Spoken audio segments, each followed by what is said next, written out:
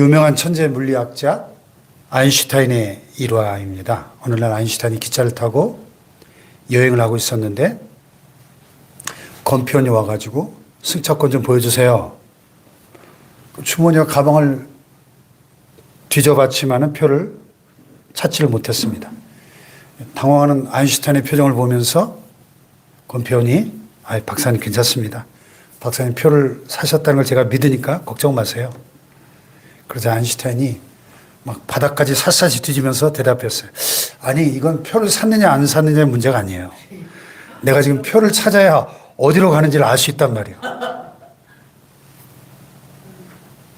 아인슈타인 같은 그런 천재도 깜빡하면 자기가 어디로 가는지조차도 잊어버리더라. 저는 원래 건망증이 어릴 때부터 심한 사람이었는데 이제 나이 먹을수록 더 심해지는 걸 느낍니다. 그래서 어떨 때 이렇게 예배를 준비하다가 왔다 갔다 하다가 강단에서 뭘 하다가 저 뒤에 방송실인 대로 가다가 내가 지금 뭘 가지러 가고 있었지? 한참 맞아. 가방에서 리모컨 가지러 가고 있었지. 그럴 때가 종종 있어요. 웃으시지만 남 얘기 같지 않죠? 네. 냉장고를 탁 열면서 왜 이렇지? 그러려고 했지. 네. 근데요, 우리가 세상 사는 일에 너무 바빠서 표를 잃어버린 채 내가 지금 어디로 가고 있는 거지? 내 인생의 목적, 내 인생의 사명이 뭔지, 나의 영원한 본향이 어디인지 잊고 살아가는 영적 건망증에 걸리지는 않은가. 육신의 건망증이야 나이 먹어갈수록 자연스럽게 찾아오는 손님이라고 그냥 웃어 넘길 수 있지만은 이 정말로 무서운 건망증은 바로 이 영적 건망증입니다. 영적 건망증. 하나님께서 우리 인생 60년, 70년 평생 동안 베풀어 주셨던 그 큰 은혜, 죄와 죽음과 사탄의 소나기에서 우리를 구원해 주시고 그 파멸의 구덩이에서 그 죽을 고비에서 살려주시고 그 춥고 배고팠던 그 절대적 가난에서 우리를 건져주셨던 그 기적 같은 은혜와 사랑을 까맣게 잊어버릴 때가 우리가 얼마나 많은지. 그래서 당장 눈앞에 이 작은 문제들 앞에서 벌벌 떨고 있는 우리의 모습은 그야말로 우리 영혼을 병들게 만드는 치명적인 영적 건망증이다. 이렇게 말할 수 있습니다. 오늘 이 본문 마태복음 16장에는 이런 심각한 영적 건망증 환자들이 등장하고 있습니다. 예수님을 따라다니면서 온갖 기적을 다 보고도 깨닫지 못하고 있는 제자들, 그리고 평생 성경을 연구했다고 하면서 성경 박사라고 자랑하면서도 정작 자신들을 찾아오신 메시아를 눈앞에 두고도 알아보지 못하는 유대의 종교 지도자들이죠.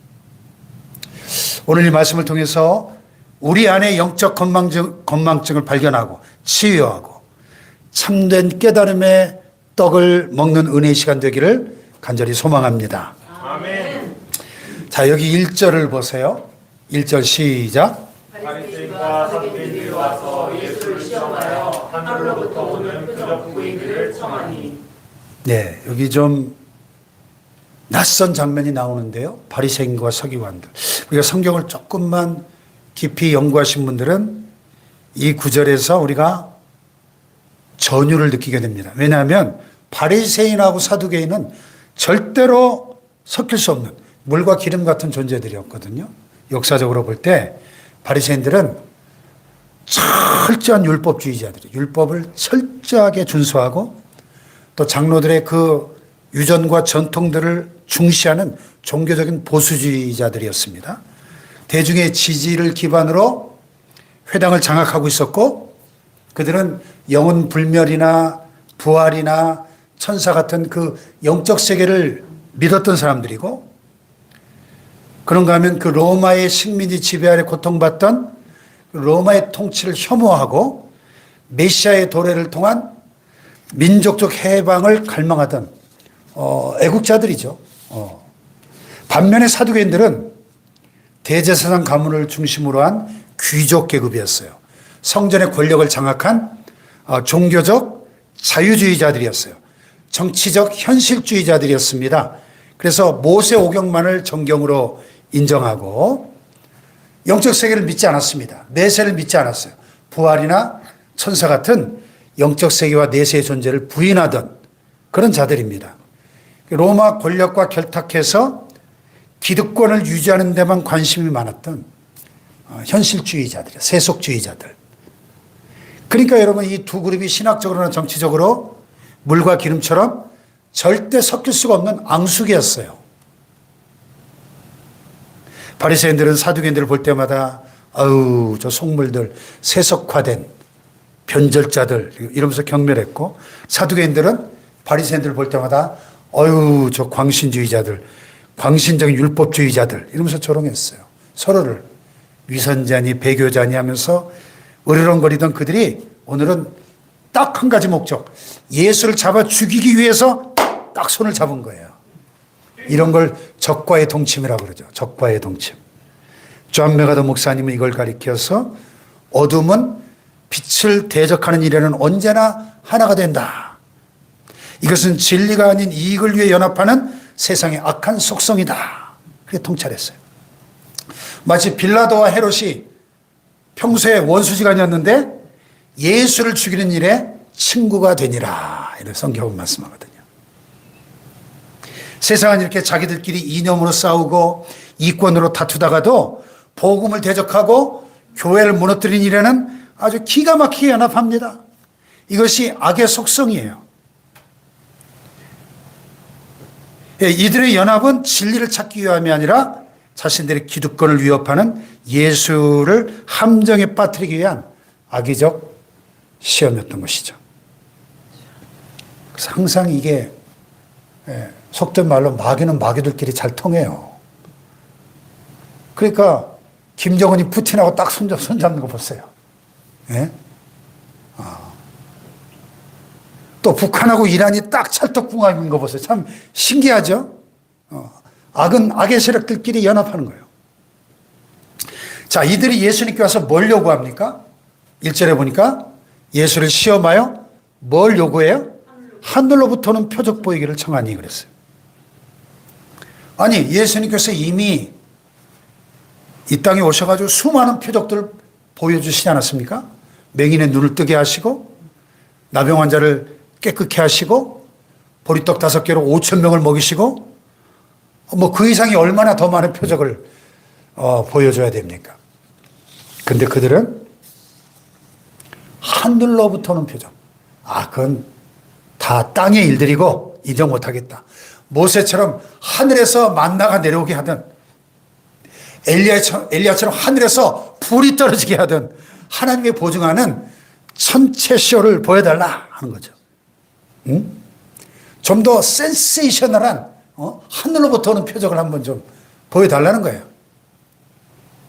그러니까 이건 믿기 위한 질문이 아니고 1절에 분명히 기록했죠. 예수를 시험하여. 페이라조 헬라어로. 사탄이 광야에서 예수님을 시험할 때 썼던 바로 그 단어예요. 마귀가 예수를 시험하여 이르되. 이들의 요구는 진리를 찾기 위한 목적이 아니라 예수님을 함정에 빠뜨리기 위한 악의적인 덫이었다는 거죠. 예수님은 이들의 그 위선을 통렬하게 꼬집으십니다. 자, 2절, 3절을 보세요. 시작. 너희가 저녁에 하늘을 긁으며 나를 찾겠다 하고 아침에 하늘을 긁으면 오늘은 나를 찾겠다 하니 너희가 나를 증거를 알면서 시대의 표적은 분별할 수 없느냐. 아멘. 이동훈 목사님이 이 말씀을 해설하면서 이 말씀은 현대 지성인들을 향한 일침이다 이렇게 말씀하십니다. 여러분 우리 시대를 보세요. 슈퍼컴퓨터가 내일 날씨는 어떻게 될지 기가 막히게 예보를 합니다. 주식시장이 어떻게 될 것인지, 부동산 시세가 어떻게 될 것인지, 또 우리 몸에 좋은 영양제가 뭔지 아주 박사급으로 꿰뚫고 있죠. 그런데 정작 지금 내 영혼이 어디로 가고 있는지, 하나님께서 지금 이 시대, 이 마지막 때에 대해서 무슨 경고를 하고 계시는지에 대해서는 아주 깜깜한 거예요. 까막눈이에요. 이것이 바로 영적 문맹입니다. 영적 문맹. 몸에 좋다는 온갖 영양제는 다 먹고 참 육신의 눈은 밝아져 가지고 휴대폰의 깨알 같은 글씨도 다 읽어내면서 정작 영안은 어두워져서 멸망의 길로 가면서도 모르는 것. 이것이 바리새인과 사두개인들의 모습이자 오늘 많은 현대인들의 자화상이 아닌가 하는 것입니다. 예수님께서 그들에게 단호하게 선언하시죠. 4절 시작. 악하고 음란한 새가 표적을 구하나 요나의 표적밖에는 보여줄 표적이 없는 알고 그들을 떠나 갔으니라. 아멘. 요나의 표적이 뭐예요? 요나가 물고기 뱃속에서 3일 밤낮을 죽지 않고 살아있다가 극적으로 다시 살아났죠? 그렇게 예수님도 땅속에 3일간 계실 것, 즉 십자가의 죽음과 부활을 지금 말씀하고 계신 거죠. 홍정일 목사님께서는 여기에 대해서 이렇게 말씀하십니다. 죽음의 권세를 깨뜨리는 부활이야말로 우리에게 주시는 가장 확실하고도 최종적인 표적이다, 이렇게 말씀하셔요. 그렇죠. 부활보다 더 큰 기적이 어디 있어요? 예수님의 부활 사건보다 더 큰 기적이 있습니까? 여러분, 더 이상 눈에 보이는 기적을 찾아 헤매지 마시길 바라요. 예, 아멘. 병이 낫고 뭐 사업이 잘 되고 이런 것들은 다 있다가도 다 사라질 것들이에요.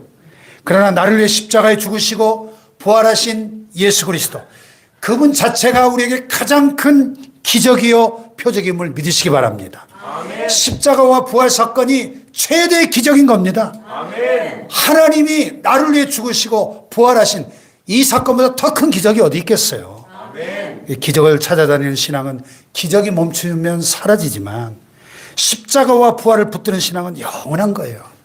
할렐루야. 아멘. 우리 한국 사람들 참 기적 좋아하죠. 지금도 그런 극단적인 신비주의자들, 표적과 기적을 추구하는, 기사와 표적을 추구하는 그런 집단들에는 막 엄청난 사람들이 몰려요. 막 집회 때마다 뭐 하늘에서 막 금가루가 내려오고 이빨이 막 금이빨로 변하고 이런 소위 신사도 운동 이단으로 정제가 됐지만요. 그런데 사람들이 엄청 몰려요. 예. 막 앉을 자리가 없습니다. 예. 도대체 그게 복음하고 무슨 상관이죠? 이빨이 금이빨로 변하고 막 하늘에서 금가루가 내려오고 하는 게, 요즘 금값도 비싸던데 좀 우리 교회도 좀 그런 표적이 좀, 금가루가 좀 내려오는 표적이 좀 임하면 좋겠네. 예? 참나. 악하고 음란한 세대가 표적을 구하나 요나의 표적밖에는 보여줄 표적이 없다. 십자가와 부활을 믿는 신앙이 가장 위대한 신앙인 줄로 믿습니다. 네. 카메라 앵글이 샥 바뀌어요. 5절부터는 제자들의 이야기인데요. 바리새인들이 예수님을 떠나가니까 예수님이 그들을 떠나 배를 타고 건너편으로 가고 있는데 제자들이 떡을 안 챙겼네. 깜빡했다. 배 안에서 서로 수근수근. 야, 네가 챙기기로 했잖아. 무슨 소리야? 네가 챙긴다 그랬잖아. 이러면서 서로 탔다고. 아이고 이제 우리 쫄쫄 굶게 생겼네. 그때 예수님이 뜬금없는 말씀을 6절에 툭 던지세요. 6절 시작.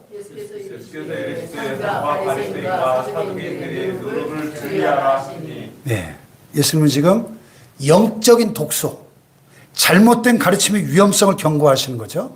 예, 이 성경에서 누룩이 나올 때는 언제나 죄의 부패성과 그 확산성을 상징하고 있지 않습니까? 바리새인과 사두개인들의 누룩. 바리새인의 누룩은 뭐예요? 그들은 외식하는 자들, 형식주의와 위선을 말하죠. 사두개인의 누룩은요, 세속주의, 불신앙이죠. 이 두 가지가 우리 마음속에 들어오기 시작하면 믿음 전체가 부패한다는 심각한 경고죠. 근데 제자들의 반응이 어땠어요? 7절 시작. 제자들이 서로 논의하여 이르되 우리가 떡을 가져오지 아니하였도다. 이건 완전 동문서답이죠. 동문서답.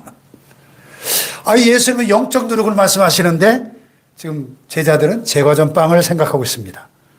예수님은 진리를 말씀하고 계시는데 제자들은 밥그릇을 걱정하고 있는 거예요. 이게 완벽한 소통의 단절입니다. 근데 이게 남의 얘기인가요? 여러분, 우리가 주일날 교회 와서 말씀을 듣습니다. 목사가 강단에서 여러분 먼저 하나님의 나라와 의를 구하십시오. 영원한 세계를 바라보셔야 됩니다. 이 땅은 잠깐 지나는 나그네입니다. 막 입에 거품을 물고 설교하는데 앉아있는 우리의 속마음은 아이고 이번 달 카드값을 어떻게 막지? 우리의 취직은 언제 되는 거지? 아까 가스불 끄고 왔나? 온통 떡생각뿐인 거예요. 찰스 스윈돌 목사님이 이 구절을 설명하면서 이거는 spiritual dullness, 영적 둔감함이다. 영적으로 둔감한 거예요. 둔감해요. 영적으로 우리가 예민해야 되는데 몸은 예수님 옆에 앉아있지만 생각은 온통 세상 염려에 묶여있는 상태. 이것이 바로 영적 건망증이고 영적 난청이고 영적 시각장애라는 거죠. 네. 유명한 심리학자 올리버 섹스라는 분의 책 화성의 인류학자에 보면은 버질이라는 사람 이야기가 나와요. 이 버질이라는 사람은 평생 앞을 못 보는 시각장애로 살다가 50세에 수술을 받고 눈을 뜨게 됩니다. 평생 못 본 사람이 눈을 뜨게 됐으니까 이건 완전 기적 같은 일이죠. 근데 눈을 떴다고 바로 세상을 볼 수 있었을까요? 아닙니다. 그럼 눈앞에 있는 사물이 무엇인지 인지하지 못했어요. 왜냐하면 시신경은 회복됐지만 뇌가 보는 법을 배우지 못했기 때문에. 그래서 그는 눈을 뜨고도 여전히 지팡이를 짚고 맹인처럼 행동할 수밖에 없었고 그 눈으로 들어오는 그 정보의 홍수 속에서 극심한 혼란을 느꼈다고 합니다. 오늘 제자들의 모습이 딱 그렇습니다. 예수님이라고 하는 세상의 빛과 함께 있으면서도 그들은 여전히 어둠 속에서 이 떡을 더듬어 찾고 있는 겁니다. 여러분, 오늘 우리의 모습을 생각해 보세요. 우리가 수십 년, 아니 평생을 신앙생활을 했고 직분도 받았고 예배 자리에 앉아있지만 여전히 내 인생의 최대 관심사가 먹고 사는 문제, 자존심 문제라면은 우리는 눈뜬 장님하고 다를 바가 없다는 것이죠. 오카는 목사님께서 우리가 진정 배고파하고 목말라야 할 것은 세상의 떡이 아니라 하나님의 의다. 피를 토하듯이 설교하셨어요. 예. 의에 줄이고 목마른 자는 복이 있나니 그들이 배부를 것이다. 오늘 이 밤에 떡을 향한, 세상의 떡을 향한 우리의 시선을 들어 주님을 바라보기를 축복합니다. 네. 예수님이 답답해 하시면서 제자들을 책망하세요. 8절을 보세요. 8절 시작. 예수께서 아시고 이르시되 믿음이 작은 자들아 떡이 없어서 서로 논의하느냐. 네, 여기 믿음이 작은 자들아, 올리고 피스토이라고 하는 이 헬라어는 믿음이 아예 없다는 말이 아니에요.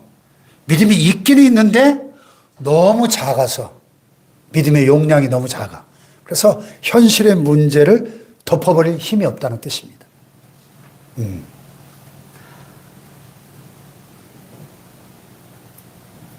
그래서 미국에서 같이 사역했던 속보은 목사님이라는 그 우리 선배 목사님이 평소에 자주 쓰던 표현이 있어요.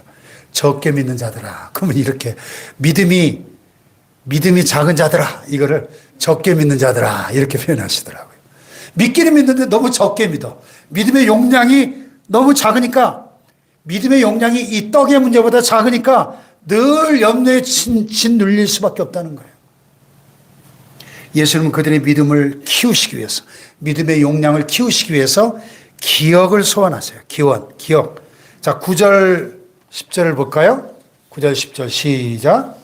너희가 아직도 깨닫지 못하느냐. 떡 5개로 5,000명을 먹이고 죽은 것이 몇 바구니며 떡 7개로 4,000명을 먹이고 죽은 것이 몇 바구니였는지 기억하지 못하느냐. 자, 예수님은 제자들의 문제를 기억 상실로 진단을 하십니다. 위대한 영혼의 의사이신 예수님이 딱 보니까 이 제자들의 문제는 기억 상실이에요. 그래서 예수님의 처방은 뭐예요? 기억하라. Remember. 기억하지 못하느냐? 제자들의 지금 문제는 떡이 없는 것이 아니라 기억이 없는 거예요. 기억이 없는 거. 불과 얼마 전에 오병이의 기적으로 5,000명이 배불리 먹고, 7병이어로 우리가 지난주에 살펴봤죠. 지난주에 7병이어로 4,000명을 먹이셨습니다. 그 현장에서 막 떡을 나르고 남은 조각을 신나게 거두던 장본인들이 바로 제자들이었어요.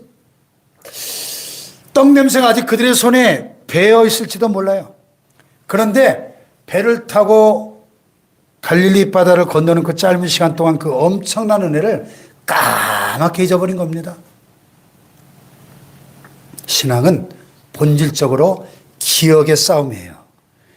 은혜를 기억하면 감사가 흘러나오지만 은혜를 잊어버리는 순간 불평과 염려가 쏟아져 나오는 것입니다. 아멘.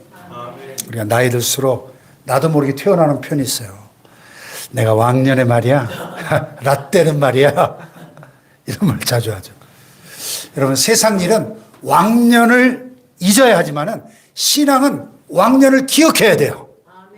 아, 내가 젊었을 때, 우리 가정이 찢어지게 가난할 때, 정말 살아갈 길이 막막할 그때 하나님이 나를 어떻게 도우셨지? 우리 아이들 아플 때 하나님이 어떻게 고쳐주셨지? 그 에베네셀의 하나님을 기억해야 된다는 거예요. 네. 과거에 베푸신 에베네셀의 하나님을 기억할 때 현재의 결핍을 이겨낼 믿음이 생겨나는 것입니다. 과거에 나를 먹여주신 하나님이 오늘 나의 노후를 책임지지 않겠습니까? 아멘. 과거의 홍해를 가르친 그 하나님이 지금 내 앞에 이 작은 개울 하나 못 건너게 하시겠어요? 아멘. 할렐루야. 아멘. 과거의 은혜를 현재의 믿음으로 가져오는 것, 그것이 바로 기억의 능력인 것입니다. 아멘. 할렐루야. 아멘. 마지막으로 예수님은 그제서야 제자들이 깨달으니라, 이렇게 성경은 기록하고 있습니다. 뭘 깨달았어요? 떡에 누르기 아니라 바리새인과 사두개인들의 교훈을 삼가라고 말씀하신 줄을 깨달았다는 거죠. 나이 들수록 우리가 참 조심해야 될 것 중에 하나가 바로 이 고집이라고 하는 고집, 내 경험, 내 생각, 내 판단만이 옳다고 하는 고집. 때로는 거룩한 고집이 필요한데요. 이거는 아집이에요. 아집. 이 아집은 영적 깨달음을 가로막는 치명적 요소죠. 그래서 중국의 영적 거장이었던 워치만리가 물에 빠진 사람을 구해내는 예화를 든 적이 있어요. 물에 빠져 허우적거리는 사람을 구해낼 때 유능한 구조대원은 절대로 곧바로 뛰어들지 않는데요. 기다린답니다. 언제까지 기다릴까요? 물에 빠진 사람이 힘이 쭉 빠질 때까지. 왜냐하면 살겠다고 막 발버둥 치는 사람 섣불리 잡았다가는 둘 다 물속으로 빠져 죽을 수밖에 없기 때문에 그 사람이 힘이 다 빠져가지고 쭉 늘어질 때까지 기다렸다 그때 딱 뛰어들어서 끌고 나온다는 거예요. 여러분, 제자들은 지금 배 안에서 떡이 없다고 발버둥을 치고 바리새인들은 표적을 내놓으라고 발버둥을 칩니다. 그러나 주님, 우리가 그 발버둥을 멈추고 주님만을 바라보기를 기다리시는 거예요. 할렐루야. 내 힘과 내 계획과 내 방법, 내 수단, 내 염려 다 내려놓고 주님의 공급하심을 신뢰할 때 비로소 주님의 구원이 임하는 줄로 믿습니다. 아멘. 말씀 맺겠습니다. 오늘 본문은 우리에게 두 가지 길을 보여주십니다. 하나는 바리새인과 사두개인의 길이에요. 끊임없이 표적을 구하고 자신들의 의와 세상의 힘을 의지하고 이 악한 자들끼리 연합하는 길이죠. 그 길의 끝은 영적인 맹목이요 파멸입니다. 또 하나의 길은 비록 지금은 부족하고 깨달음이 둔감해도 예수님의 책망을 듣고 돌이켜서 은혜를 기억하는 제자의 길입니다. 네, 여러분, 지금 인생의 배를 타고 저 건너편으로 우리가 가고 있는데 때로는 떡이 없어 불안하고 또 건강도 염려되고 또 미래가 불투명해 보일 수 있습니다. 그러나 우리 잊지 맙시다. 그 배 안에 누가 같이 타고 계시죠? 예수님이 오병이어의 기적을 일으키신, 칠병이어의 기적을 일으키신 전능하신 우리 예수님이 그 배 안에 함께 타고 계십니다. 할렐루야. 떡을 걱정하지 맙시다. 떡을 만드신 그분이 우리와 함께 배에 타고 계십니다. 그래서 오늘 밤 우리가 기도할 때 이렇게 구합시다. 주님, 떡이 없다고 염려하던 나의 작은 믿음 용서해 주옵소서. 바리새인의 위선과 사두개인들의 이 계산적인 신앙, 내 안에 퍼져있는 이 누룩을 성령의 불로 태워주시옵소서. 그리고 잊어버렸던 은혜, 나를 도우셨던 그 하나님의 손길을 다시 기억나게 하여 주옵소서.